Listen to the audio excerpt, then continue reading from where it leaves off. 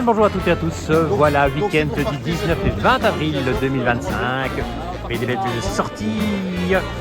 Une petite idée, la foule. Nous allons évidemment nous retrouver à Mons, au festival Troll et Légendes. 20e année, un anniversaire, 13e édition. L'occasion certainement de réaliser quelques petites capsules de Derrière la Palette, avec notamment comme invité nouvelle capsule de Derrière la Palette, donc dans ce festival Troll et Légendes, 20e anniversaire, 13e édition seulement. On va un peu changer de toutes les fantaisies, on va plutôt déraper un peu sur du western, Far West, une série, une petite idée, plusieurs auteurs sur les mêmes albums, on en a 4 actuellement.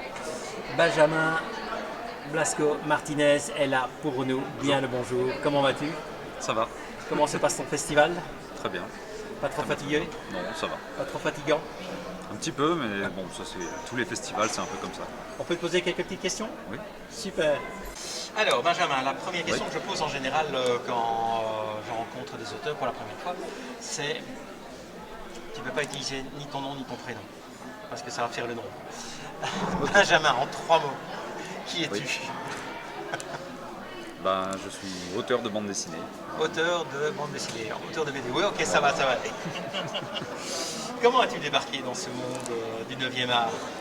J'ai débarqué il y a 10 ans, à la sortie de l'école Émile Cole, à Lyon. Et donc en fait, mon premier album, ça s'appelait Catamount, une série western, qui a été éditée chez Petit à Petit. À l'époque, alors la première maison d'édition c'était Physalis, et qui a coulé entre temps, et du coup ça a été repris par Petit à Petit. Et ensuite j'ai enchaîné avec d'autres projets, avec un Jack l'Éventreur chez Delcourt, un one shot donc chez Petit à Petit sur la gare de Troyes qui s'appelle Wilusha. Et là dernièrement donc de la science-fiction chez Glénat avec la trilogie Noir Horizon qui va sortir, le 3e tome va sortir en janvier prochain. Et les collectifs western chez Bambou. Alors, avec les collectifs western, comment as-tu été embarqué par Tiburce Auger dans cette aventure? Alors c'est l'éditeur, donc Hervé Richer, de chez Bambou Grand Angle, qui m'a appelé un jour et il m'a proposé de participer à un collectif de western donc, écrit par Tiburce. Et il m'a dit, voilà, il y a plusieurs auteurs qui participent. Alors quand il a commencé à lister les noms, bon, je me suis dit, bon, j'étais sûr que tu t'es pas trompé, je me sentais pas trop légitime au milieu de tous ces auteurs, quoi. Il m'a dit, non, mais il dit Tiburce a envie de, voilà, quoi, propose, donc c'est bon, quoi. Donc forcément, j'ai dit oui, quoi, on ne pouvait pas refuser. Donc voilà, c'est comme ça que c'est venu. Alors le principe de ces séries, que ce soit Go West, que ce soit Indians ou bien les autres, c'est effectivement une histoire avec un fil rouge et différents petits chapitres, épisodes, etc. Et à la fin, on trouve quelque chose de cohérent et de logique. Il y a un fil rouge. C'est toi qui as pu choisir la partie que tu avais envie de dessiner, ou bien ils t'ont dit voilà, bon toi ça va être effectivement pour celui-là. Alors ça c'est un peu fait comme ça effectivement. Alors Tiburce il m'a dit toi on te verrait bien donc, sur cette histoire. Parce que Tiburce bien sûr connaissait notre travail en amont, moi il me connaissait sur Catamount. Et justement il m'a proposé, donc c'était Conestoga, le premier épisode dans Go West. Donc c'était les pionniers donc, qui vont vers l'ouest en gros quoi. C'est les colons quoi, avec les attaques d'Indiens, donc, chose qui rappelle fortement Catamount, donc c'est en partie pour ça qu'il m'a proposé cette partie du scénario, quoi. Après j'étais libre de dire oui ou non, hein, mais voilà, moi j'ai pas fait le difficile, j'étais tellement content d'être là que... Oui bon, t'en as déjà fait 2 ou 3, maintenant 3, 4 presque. Maintenant 3. Au 3e tu peux quand même un peu faire un peu plus difficile, ou bien tu es vraiment toujours content? Non, ouais. C'est un challenge pour toi, ou bien c'est une facilité de te dire bon ben voilà, il me donne ce chapitre-là, ce scénario-là? Le premier Go West ça a été un petit challenge quand même, mais là maintenant, franchement ça va. Maintenant je prends les histoires un peu comme une petite pause dans ma science-fiction que je fais actuellement. Oui. Voilà. Alors justement, c'est 2 univers totalement différents. Les abordes-tu différemment au niveau du graphisme, au niveau des recherches? Ou bien pour toi c'est la même chose, c'est la même approche? Pour moi c'est la même approche, la même chose. Justement j'essaie de rester fidèle à peu près à mon trait, quoi, mon style. Après oui, la difficulté n'est pas la même, quoi. Je veux dire, le western c'est quelque chose de très documenté quand même. c'est de l'historique. La science-fiction, on doit tout créer, tout inventer de A à Z, quoi. Il y a eu une certaine inspiration via le cinéma, via des choses qu'on trouve dans la vie réelle, des concepts déjà existants, mais le gros, oui, c'est un gros travail de création, quoi. Et beaucoup de recherche, quoi.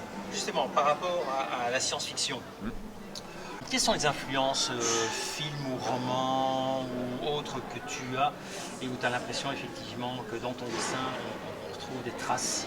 Ouais. Y a-t-il des influences comme ça marquantes de certaines séries ou, Alors en science-fiction, pour mon horizon, c'est surtout, je me suis beaucoup inspiré de l'univers d'Alien, donc de Blade Runner, donc un univers tiré de Ridley Scott. On retrouve beaucoup de Starship Troopers, je me suis beaucoup inspiré pour mon horizon. C'est Paul Verhoeven qui a fait Starship Troopers, donc un univers assez guerrier, assez dictatorial, quoi, avec les grosses bestioles forcément, donc un peu violent, un peu gore aussi. On en a quelques-unes, oui. Donc voilà, ça a été une grosse inspiration aussi. C'est plus amusant de créer des grosses bestioles et des gros vaisseaux? Ah oui. Alors les grosses bestioles, c'est plus marrant que les gros vaisseaux. Enfin, pour moi, les gros vaisseaux, c'est bon, déjà il y a de la perspective et c'est pas quelque chose qui m'est facile à la base, quoi. Là, pour moi, ça a vraiment été un gros défi en science-fiction de m'attaquer aux vaisseaux spatiaux, quoi. Parce que c'est un vrai travail. De l'association dessin-scénario, comment abordes-tu le travail de collaboration, de recherche?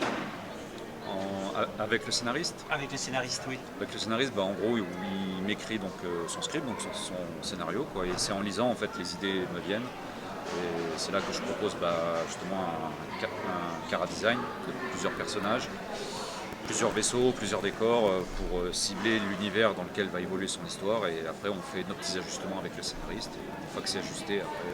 Ça t'arrive de rentrer dans le scénario et de dire écoutez, moi j'aimerais bien pouvoir avoir une telle scène ou bien une ou deux cases ou une planche comme ceci?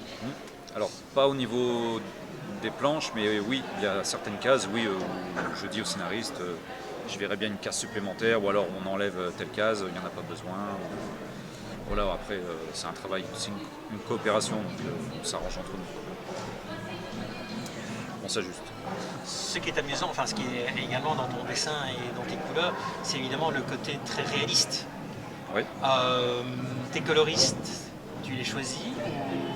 Alors si je peux les choisir, c'est mieux, mais bon, alors la plupart du temps, les couleurs, c'est moi qui les fais. Après, il y a donc ma copine Émilie Beau qui a beaucoup travaillé avec moi aussi sur les Catamount. Elle a fait tout un album qui s'appelle Wilouchache, petit à petit, où elle a été à la couleur. Elle a participé sur les collectifs aussi. Et pour le coup, oui, avec elle, la collaboration se passe bien, quoi. Oui, voilà. Donc je me fais pas trop de soucis à ce niveau-là.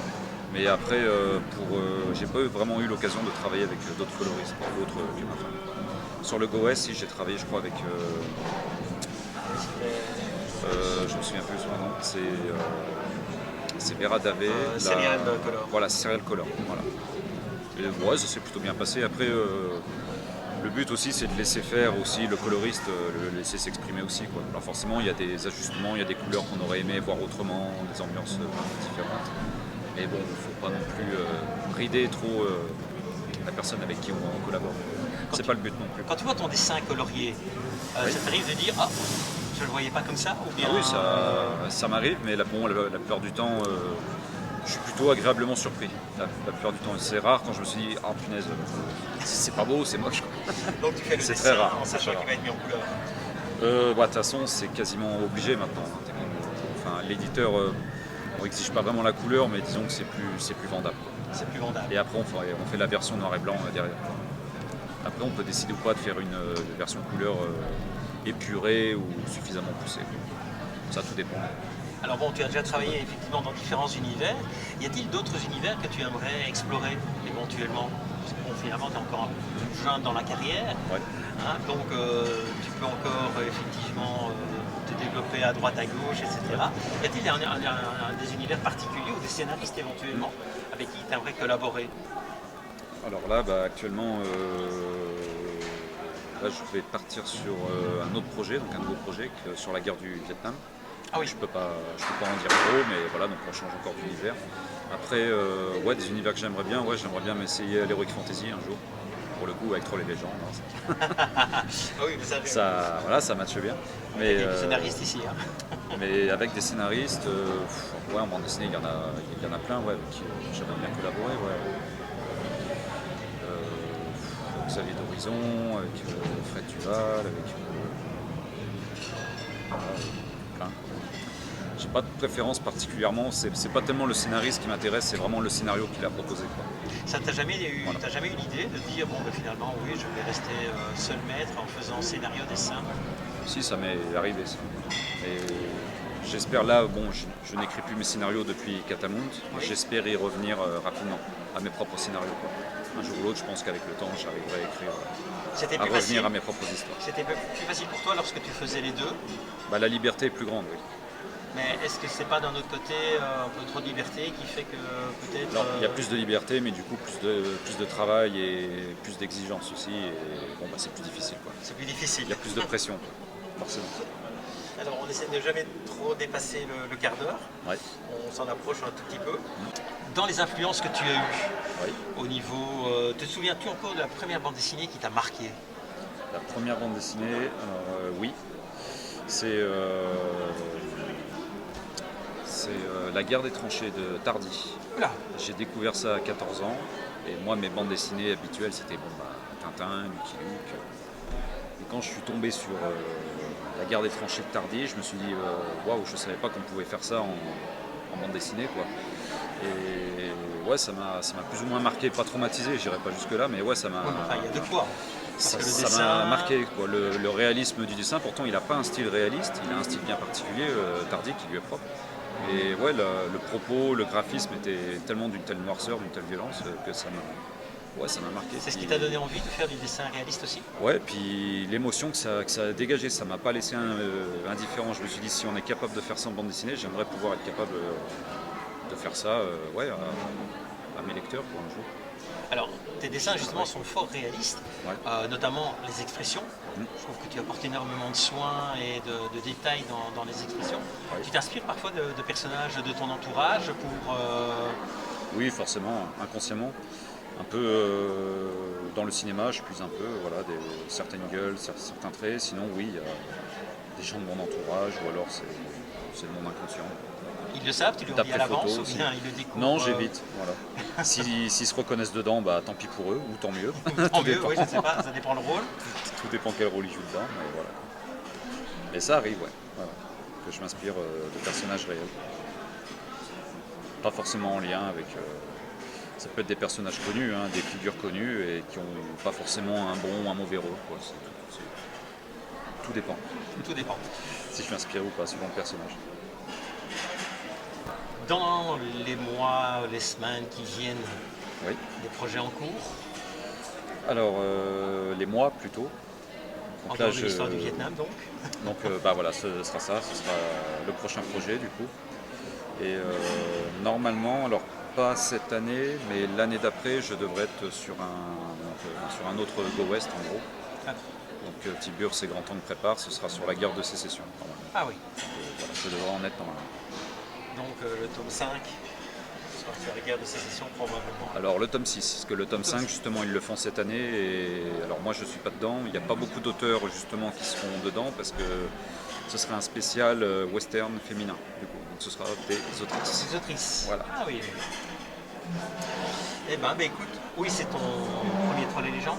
Oui, c'est ça. Qu'en penses-tu? Ah bah On peut c'est couper vraiment hein, cool. si tu... Non, il y a c'est personne bon. qui écoutera.